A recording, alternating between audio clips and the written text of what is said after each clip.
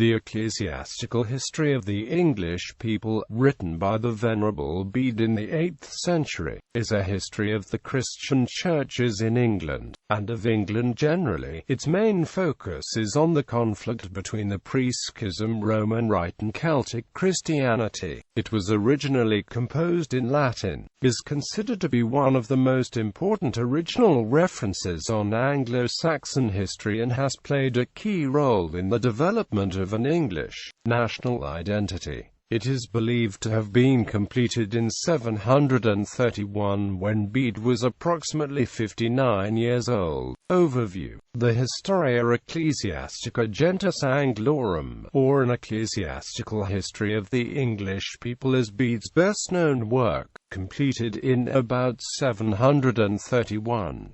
The first of the 5 books begins with some geographical background and then sketches the history of England, beginning with Caesar's invasion in 55 BC, a brief account of Christianity in Roman Britain, including the martyrdom of St. Alban, is followed by the story of Augustine's mission to England in 597, which brought Christianity to the Anglo-Saxons. The second book begins with the death of Gregory the Great in 604, and follows the further progress of Christianity in Kent and the first attempts to evangelize Northumbria. These encountered a setback when Penda, the pagan king of Mercia, killed the newly Christian Edwin of Northumbria at the Battle of Hatfield Chase in about 632. The setback was temporary, and the third book recounts the growth of Christianity in Northumbria under Kings Oswald and Oswy. The climax of the third book is the account of the Council of Whitby, traditionally seen as a major turning point in English history. The fourth book begins with the consecration of Theodore as Archbishop of Canterbury, and recounts Wilfrid's efforts to bring Christianity to the Kingdom of Sussex. The fifth book brings the story up to Bede's day, and includes an account of missionary work in Frisia, and of the conflict with the British Church over the correct dating of Easter. Bede wrote a preface for the work, in which he dedicates it to Ceolwulf, King of Northumbria. The preface mentions that Ceolwulf received an earlier draft of the book. Presumably Ceolwulf knew enough Latin to understand it, and he may even have been able to read it. The preface makes it clear that Ceolwulf had requested the earlier copy, and Bede had asked for Ceolwulf's approval. This correspondence with the king indicates that Bede's monastery had excellent connections among the Northumbrian nobility. Scope: divided into 5 books, the Historia covers the history of England, ecclesiastical and political, for the time of Julius Caesar to the date of its completion. The first 21 chapters, covering the period before the mission of Augustine, are compiled from earlier writers such as Orosius Gildas, Prosper of Aquitaine, the letters of Pope Gregory I, and others, with the insertion of legends and traditions. After AD 596, documentary sources that Bede took pains to obtain throughout England and from Rome are used, as well as oral testimony, which he employed along with critical consideration of its authenticity. This is impressive. Nevertheless, the Historia, like other historical writing from this period, has a lower degree of objectivity than modern historical writings. It seems to be a mixture of fact, legend and literature. For example, Bede quotes at length some speeches by people who were not his contemporaries and whose speeches do not appear in any other surviving source. It is doubtful whether oral traditional history supported these ostensible quotations. Contents: the history of the English Church and people has a clear polemical and didactic purpose. Bede sets out not just to tell the story of the English, but to advance his views on politics and religion. In political terms, he is a partisan of his native Northumbria, amplifying its role in English history over and above that of Mercia, its great southern rival. He takes greater pains in describing events of the 7th century, when Northumbria was the dominant Anglo-Saxon power, than the 8th, when it was not. The only criticism he ventures of his native Northumbria comes in writing about the death of King Ecgfrith in fighting the Picts at Nectansmere in 685. Bede attributes this defeat to God's vengeance from the Northumbrian attack on the Irish in the previous year. For while Bede is loyal to Northumbria, he shows an even greater attachment to the Irish and the missionaries, whom he considers to be far more effective and dedicated than the rather complacent English counterparts. His final preoccupation is over the precise date of Easter, which he writes about at length. It is here, and only here, that he ventures some criticism of St. Cuthbert and the Irish missionaries, who celebrated the event, according to Bede, at the wrong time. In the end, he is pleased to note that the Irish Church was saved from error by accepting the correct date for Easter. Models. Bede's stylistic models included some of the same authors from whom he drew the material for the earlier parts of his history. His introduction imitates the work of Orosius, and his title is an echo of Eusebius's Historia Ecclesiastica. Bede also followed Eusebius in taking the Acts of the Apostles as the model for the overall work, where Eusebius used the Acts as the theme for his description of the development of the Church. Bede made it the model for his history of the Anglo-Saxon Church. Bede quoted his sources at length in his narrative, as Eusebius had done. Bede also appears to have taken quotes directly from his correspondence at times. For example, he almost always uses the terms Australes and Occidentala for the South and West Saxons respectively, but in a passage in the first book he uses Meridiani and Occidui instead, as perhaps his informant had done. At the end of the work, Bede added a brief autobiographical note. This was an idea taken from Gregory of Tours' earlier history of the Franks. Bede's work as hagiographer, and his detailed attention to dating, were both useful preparations for the task of writing the Historia Ecclesiastica. His interest in computis, the science of calculating the date of Easter, was also useful in the account he gives of the controversy between the British and Anglo-Saxon Church over the correct method of obtaining the Easter date. Themes. One of the important themes of the Historia Ecclesiastica is that the conversion of the British Isles to Christianity had all been the work of Irish and Italian missionaries,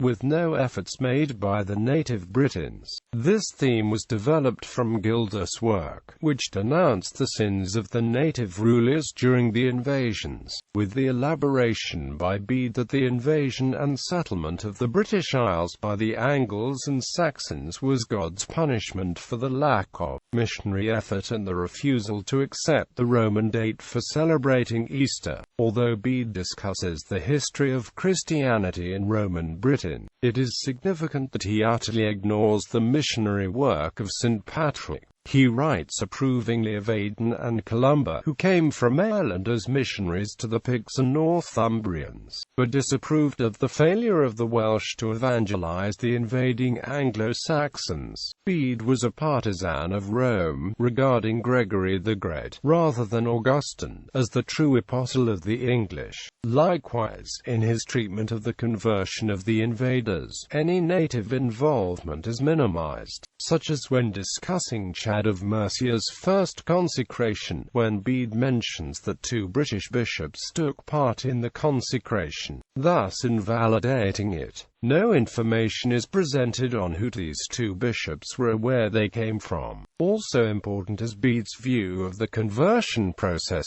as an upper-class phenomenon, with little discussion of any missionary efforts among the non-noble or royal population.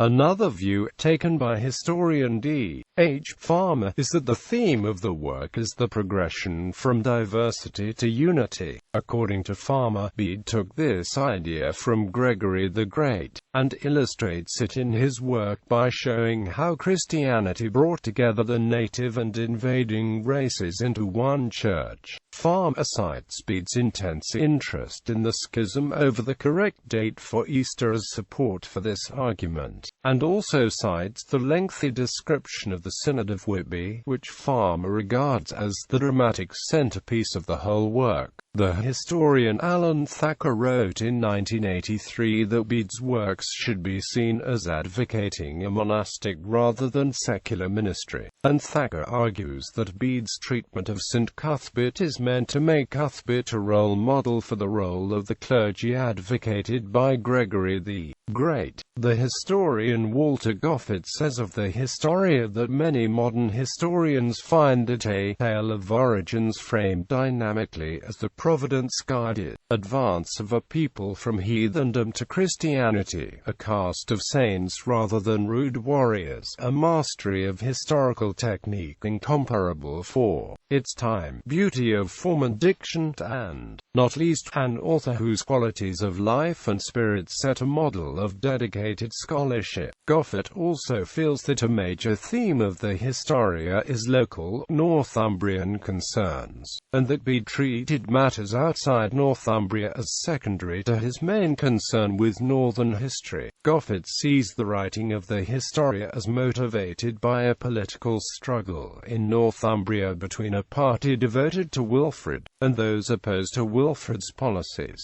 Much of the current history in the Historia is concerned with Wilfrid, who was a bishop in Northumbria and whose stormy career is documented not only in Bede's works, but in a life of Wilfrid. A theme in Bede's treatment of Wilfrid is the need to minimize the conflict between Wilfrid and Theodore of Tarsus, the Archbishop of Canterbury, who was involved in many of Wilfrid's difficulties.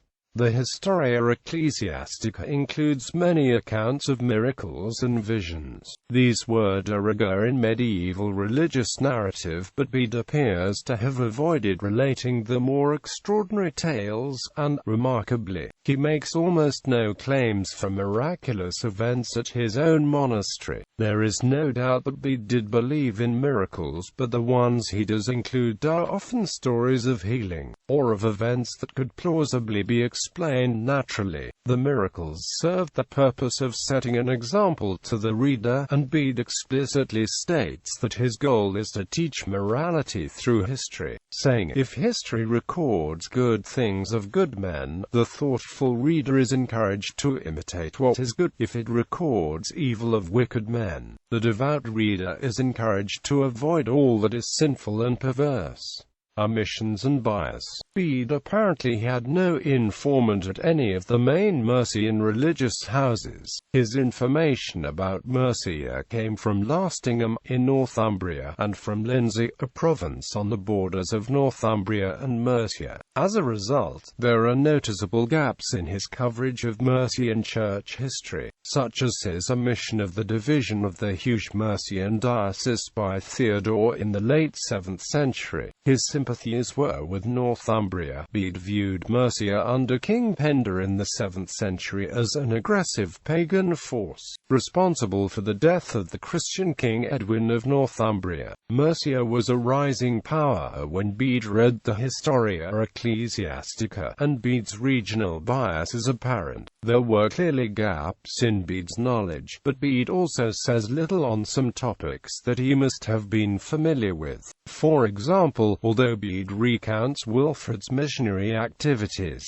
he does not give a full account of his conflict with Archbishop Theodore of Canterbury, or his ambition and aristocratic lifestyle. Only the existence of other sources such as the life of Wilfrid make it clear what Bede discreetly avoids saying. The omissions are not restricted to Wilfrid. Bede makes no mention at all of Boniface, though it is unlikely he knew little of him, and the final book contains less information about the Church in his own day than could be expected. A possible explanation for Bede's discretion may be found in his comment that one should not make public accusations against church figures, no matter what the sins. Bede may have found little good to say about the Church in his day and hence preferred to keep silent. It is clear that he did have fault to find. His letter to Egbert contains several criticisms of the Church. The Historia Ecclesiastica has more to say about episcopal events than it does about the monasteries of England. Bede does shed some light on monastic affairs.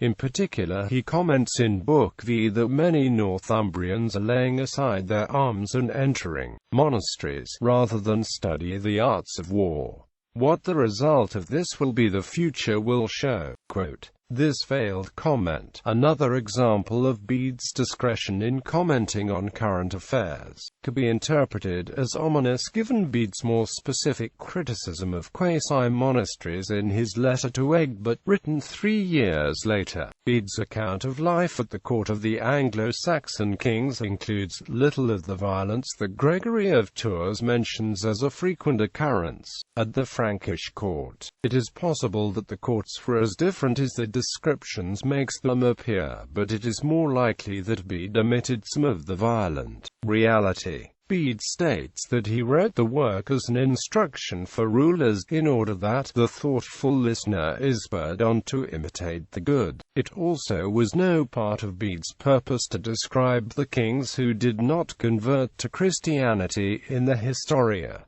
Anno Domini. In 725 Bede read The Reckoning of Time, using something similar to the Anno Domini era created by the monk Dionysius Exiguus in 525, continuing to use it throughout Historia Ecclesiastica, becoming very influential in causing that era to be adopted thereafter in Western Europe. Specifically, he used Anno ab Incarnatione Domini or Anno Incarnationis Dominici. He never abbreviated the term like the modern AD. Bede counted Anno Domini from Christ's birth, not from Christ's conception. Within this work, he was also the first writer to use a term similar to the English before Christ. In Book 1 Chapter 2 he used Anti Incarnationis Dominici Tempus. However, the latter was not very influential, only this isolated use was repeated by other writers during the rest of the Middle Ages. The first extensive use of BC occurred in Fasciculis Temporum by Werner Roelvink in 1474, alongside Years of the World.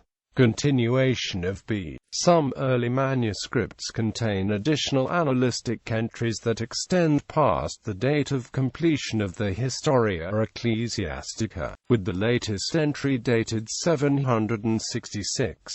No manuscripts earlier than the 12th century contain these entries, except for the entries for 731 through 734, which do occur in earlier manuscripts. Much of the material replicates what is found in Simeon of Durham's Chronicle. The remaining material is thought to derive from Northern Chronicles. For the 8th century, the Historia was translated into Old English sometime in the 9th century in southern Britain, and this translation has traditionally been held to have been done by King Alfred of England, but scholarship now has cast doubt on this tradition. Although Alfred may not have personally made the translation, it probably was connected with the promotion of learning that Alfred fostered. The Anglo-Saxon Chronicle, composed around this time, drew heavily on the Historia, which formed the chronological framework of the early parts of the Chronicle. Assessment. The Historia Ecclesiastica was copied often in the Middle Ages, and about 160 manuscripts containing it survive. About half of those are located on the European continent, rather than on the British Isles. Most of the 8th and 9th century texts of Bede's Historia come from the northern parts of the Carolingian Empire. This total does not include manuscripts with only a part of the work, of which another 100 survive. It was printed for the first time between 1474 and 1482, probably at Strasbourg, France. Modern historians have studied the Historia extensively, and a number of editions have been produced. For many years, early Anglo-Saxon history was essentially a retelling of the Historia, but recent scholarship has focused as much on what Bede did not write as what he did. The belief that the Historia was the culmination of Bede's works, the aim of all his scholarship, a belief common among historians in the past, is no longer accepted by most scholars. The Historia Ecclesiastica has given Bede a high reputation, but his concerns were different from those of a modern writer of history. His focus on the history of the organization of the English Church, and on heresies and the efforts made to root them out, led him to exclude the secular history of kings and kingdoms except where a moral lesson could be drawn or where they illuminated events in the Church. Besides the Anglo-Saxon Chronicle, the medieval writers William of Malmesbury, Henry of Huntingdon, and Geoffrey of Monmouth used his works as sources and inspirations. Early modern writers, such as Polydore Virgil and Matthew Parker, the Elizabethan Archbishop of Canterbury, also utilized the Historia, and his works were used by both Protestant and Catholic sides in the wars of religion. Some historians have questioned the reliability of some of Bede's accounts. One historian, Charlotte Bear, asserts that the Historia's account of the arrival of the Germanic invaders in Kent should be considered as current myth, not history. Manuscript Tradition. Manuscripts of the Historia Ecclesiastica fall generally into two groups, known to historians as the C-type and the M-type.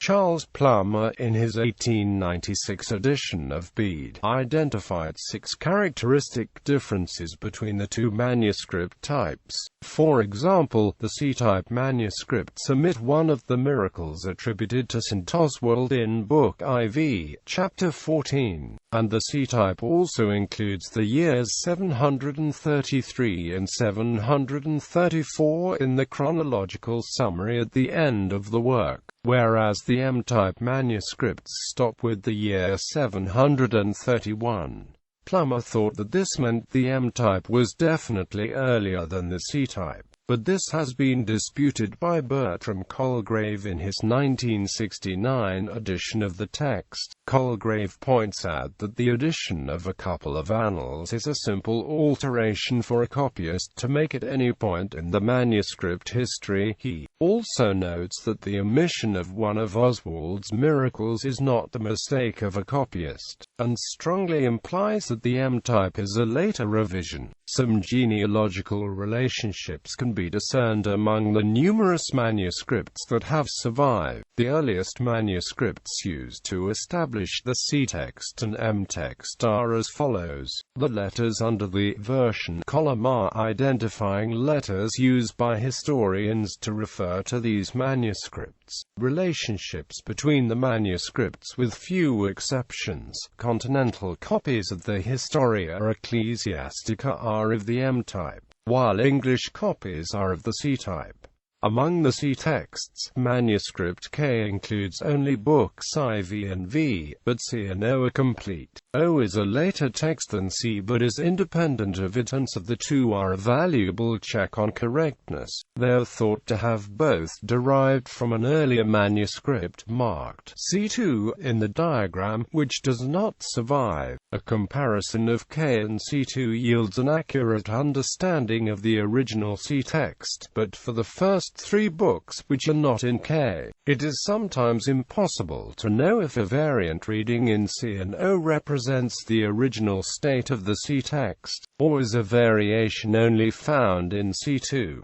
One long chapter, Book 1 Chapter 27, is also found in another manuscript, RH 95 at the Zurich Zentralbibliothek. This is another witness to the C text and appears to be independent of C2, and so is useful as a further cross-check on the C text. The M text depends largely on manuscripts M and L, which are very early copies, made not long after Bede's death. Both seem likely to have been taken from the original, though this is not certain. 3 further manuscripts, U, E and N, are all apparently the descendants of a Northumbrian manuscript that does not survive but which went to the continent in the late 8th century. These 3 are all early manuscripts, but are less useful than might be thought, since L and M are themselves so close to the original. The text of both the M-type and C-type seems to have been extremely accurately copied. Taking a consensus text from the earliest manuscripts, Bertram Colgrave counted 32 places where there was an apparent error of some kind. However, 26 of these are to be found within a transcription from an earlier source, and it is apparent by checking independent copies of those sources that in such cases Bede copied the mistake faithfully into his own text. History of the manuscripts K appears to have been written in Northumbria in the late 8th century. Only books IV and V survive. The others were probably lost during the Middle Ages. The manuscript bears a 15th century press mark of the Abbey of Fulda. C, also known as the Tiberius Bede, was written in the south of England in the second half of the 8th century. Plummer argued that it was from Durham, but this is dismissed by Colgrave. The manuscript contains glosses into Old English that were added in the south during the 9th century. O dates to the early 11th century, and has subsequent corrections, many of which are from the 12th century. L, also known as the St. Petersburg Bede, was copied by 4 scribes no later than 747. The scribes were probably at either Wearmouth of Jarrow Abbey. M, also known as the Moor Bede, was written in Northumbria in 737 or shortly thereafter. The manuscript was owned at one time by John Moore, the Bishop of Ely, and as a result it is known as the Moor Ms. Moore's collection was purchased by King George I and given to Cambridge University in 1715, where it still resides. U dates to the late 8th century, and is thought to be a copy, made on the continent, of an earlier Northumbrian manuscript. It has been at Weissenberg since the end of the Middle Ages. E dates from the middle third of the 9th century. In 800, a list was made of books at Wurzburg Cathedral. The list includes 1 Historia Anglorum, and E may be a copy of the manuscript. Subsequently, E is known to have been in the possession of Ebrach Abbey. N was copied in the 9th century by several scribes. At one point it was owned by St. Hubert in the Ardennes. Manuscripts written before AD 900 include Corbières Bibliothèque Nationale, Paris, St. Gall Monastery Library. Copies of sparse throughout the 10th century and for much of the 11th century. The greatest number of copies of Bede's work was made in the 12th century, but there was a significant revival of interest in the 14th and 15th centuries. Many of the copies are of English provenance, but also surprisingly many are continental.